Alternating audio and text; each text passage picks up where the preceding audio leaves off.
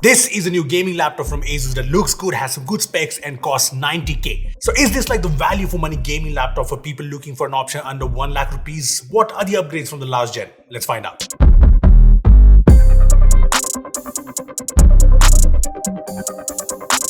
This is the new ASUS TUF Dash F15 and I know it looks pretty good, but let's check out the specs right away.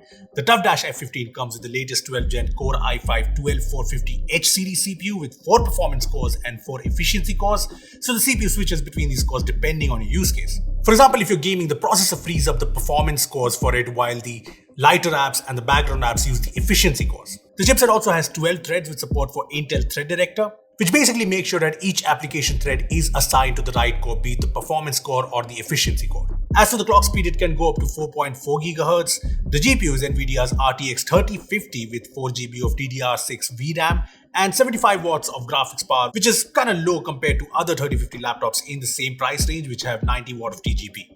The SSD is a 512GB PCIe Gen 3 module, and here are the SSD speeds to give you an idea. I also like that there are 2 additional slots to upgrade the SSD and they are both Gen 4 compatible slots.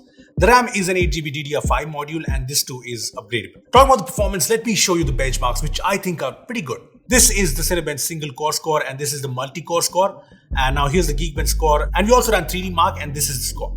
As for the gaming performance, the 75 watt RTX 3050 isn't the most powerful GPU out there, but you can play AAA titles on this laptop. Here is Forza Horizon 5 in action at medium graphics and 1080p settings, and the performance is actually great. We got an average FPS of around 100, 105 and the FPS even hit 130 at times, which is great.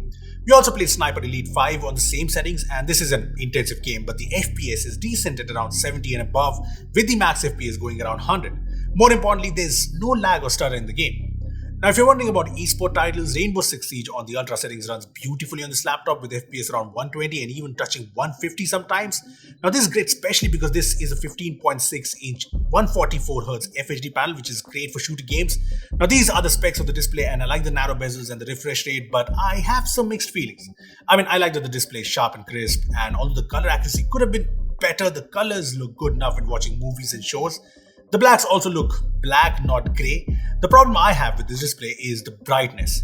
250 nits is kind of low. It's not a big issue indoors where you'll be gaming a lot, but yeah, this could have been better. Now do note that this is the base variant and there are other variants with brighter displays as well as 100% sRGB coverage, so there are options. Anyway, look, this is a mid-range gaming laptop, but the performance here is good. This can run AAA titles at medium to high settings without difficulty, and what helps is the thermal performance, which is very impressive.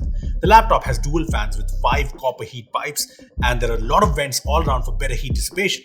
There's vents on the back, there's vents on the right, above the keyboard, at the bottom where there's also these rubber feet. Now I said impressive because the surface of the laptop does not get warm enough to be a concern even during long hours of gaming, and I also noticed that the fan noise is fairly acceptable. Here's the fan noise at 5700 RPM, 5800, 5700 again. So yeah, the fan noise is fairly acceptable.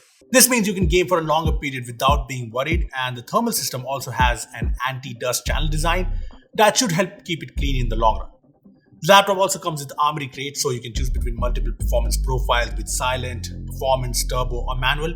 There's also a MUX Switch here, which is handy. For people who don't know, by default, a laptop's dedicated GPU renders the frame, then it is routed through the CPU's integrated GPU and then sent to the display. Now this is great for battery life, but there's one problem. Since everything has to pass by the CPU isn't able to give 100% of its power even during intensive games. With MUX Switch, you can take the integrated graphics out of the equation and only use the dedicated GPU, which reduces latency and boosts frame rates. As for the ports, there's the power in port, RJ45, HDMI 2.0 port to connect 4K displays, a Thunderbolt 4 port to connect multiple 4K and even 8K displays, a USB-C port that also supports DisplayPort, so you can use this too to connect this laptop to a monitor or TV, and this port also supports PD charging. The left also has a USB-A port and a combo headphone jack. The right also has a couple of ports. There's Kensington lock slot if you want to lock your laptop somewhere, and there's also the USB-A port. When it comes to connectivity, there's dual band Wi-Fi 6 and Bluetooth 5.2, so that's covered. Now coming to the design, this is a premium looking laptop. There's no RGB anywhere, but this lid, which is actually an aluminium panel, has this white finish that looks and feels premium. I mean, this has a very sandstone-like feel to it and it just feels very different. This white finish actually extends from the back to some part of the bottom, giving it a nice dual tone vibe. Now there is one problem with this white finish, and that is it can get dirty fairly quickly. Now if you're worried about that, there's also a grey variant, but yeah, this looks more premium if you ask me. The interiors of the laptop are more understated with the plastic chassis, but I like the subtle elements like the hexagonal power button, this X-like 4-way indicator, the transparent WSD keys, and the TUF logo on the trackpad. The speakers are dual bottom firing speakers, and these get loud enough for multiple people to watch a show or a movie. The details are also pretty good, and I also noticed some good bass and depth in the sound. The speakers also have Dolby Atmos support, so you can tune things in the Dolby Access app. The new TUF Dash F15 comes with a full-sized keyboard this time. I also like these hotkeys for volume, mic, and more. Now, one thing to note, there's no RGB here. It's a single color white backlit keyboard. As for the typing experience, this is a chiclet keyboard with good spacing between the keys, and the keys do offer good travel and feedback. This is a keyboard that's satisfying to type on, although at the start I did feel the keys are a bit smaller in size, which results in errors until you really get used to it. Having said that, the keys are probably a little smaller because there's a full-blown numpad here, which people have been wanting. Anyway, the touchpad here is fairly big and nice with its smooth surface, and it has dedicated left and right keys, which are fine. The webcam is a usual 720p webcam. The battery is a 76 watt battery with this 180 watt adapter, and the battery life is kind of decent-ish.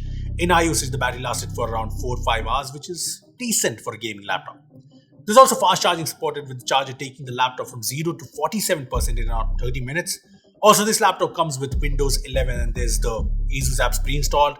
And there's also McAfee Internet Security. Look, to conclude things, the ASUS TUF Dash F15 at 90K brings all of these specs you expect in this price segment, but what's more important is that this gets the important factors of a gaming laptop right.